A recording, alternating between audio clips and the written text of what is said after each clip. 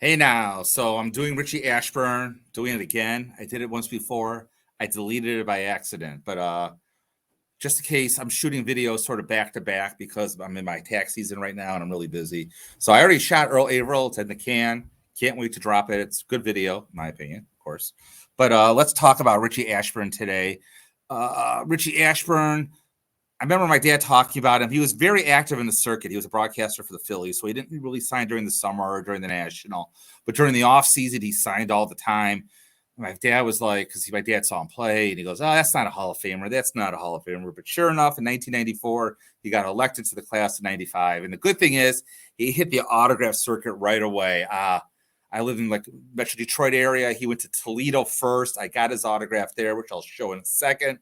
Remember, a couple months later, before the season started, he was in Gibraltar, which is near us. So again, he got around a lot right after he got elected.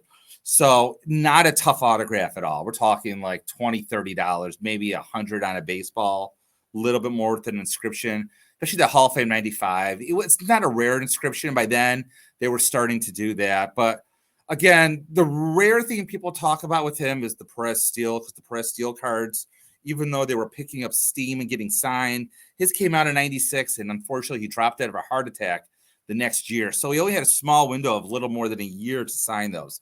So let's take a look here at some Richie Ashburn autographs. So this is my autograph I had. Again, this is signed in person right after he got elected. And the thing I always look for with him, for the rich, I want to look like it's almost like a real RIEL. I know. And then it's like you see that big open A, and then the H and the B look like L's again to me. So LLL, that's what I look for, lowercase L's. The later on he got in life, the more common was to see a break in his last name. We're going to look at the PSA autograph facts in a second. You're going to see it's not as rare. So again, this is signed, inscribed, looks good, RIELAS. There is a little break there. It's tough to see. And again, when he signed with the Hall of Fame inscription, the thing you want to look for sure is 3 separate strokes in the H for the Hall of Fame. You see the H, 1, 2, 3. And then again, you're going to see right here is just the F's, again, go along just fine right there. And you want to see the dash. Very important looking for the dash. So again, we can go keep looking here. Sorry, give me 1 second. Okay, I'm going to pull it back up here. Again, this looks like a later after he got elected, R-I. For me, it looks like an E and an L, A-S and L-L. So we're going to keep going here, looking at it. Again, 3 strokes with the H, a dash. 95 should look rushed. Again, you see some nice breaks here in his last name. Exactly what you want to see. Again, a little more uncommon is signed placards because, again, got elected in 95, passed away in 97. He had about a 2-year window to sign these.